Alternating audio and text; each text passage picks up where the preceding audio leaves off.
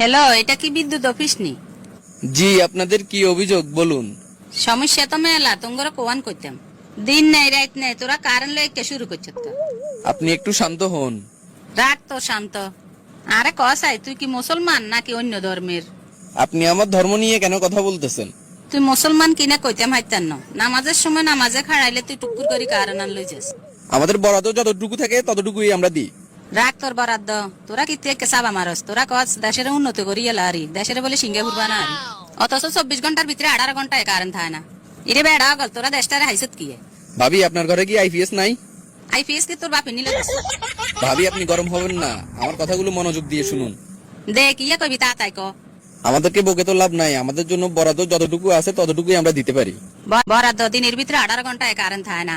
আইস এবারে current bill লিখে নিতে আইস। বেড়া গল, ঢাকা টাউনে কারেন্ট যায় না, আর আমরা গ্রামের মানুষে কারেন্ট হাই না।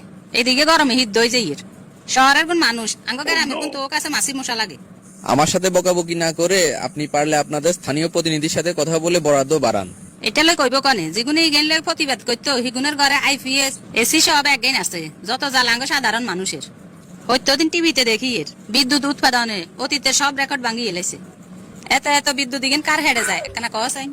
উৎপাদন হচ্ছে, কিন্তু আমাদের জন্য তো বরাদ্দ আসতেছে না। হারিয়ে নি গরমের লাই থাকতাম, এদিকে ফ্যান আনো চালাইতাম হারিয়ে না। বিদ্যুৎ যতক্ষণ থাকবে না ততক্ষণ আপনারা হাত পাকা ব্যবহার করেন। আই মানুষকে বিচিন কজনের বালাইতাম, জামাইরে বালামু নাকি হুলামাইয়ারে বালামু। এদিকে মুনতাসির গরমে কানতে কানতে শেষ হয়েছে। গরমে বেগুনের মাথা হয়েছে 420। আমাদের দুঃখটা আমরা কাকে বলবো বলেন? আমরা না পারতেছি বলতে, না পারতেছি বুঝাইতে। আমরা তো মূল জায়গায় আছি, কিন্তু পাবলিক তো বুঝতেছে না।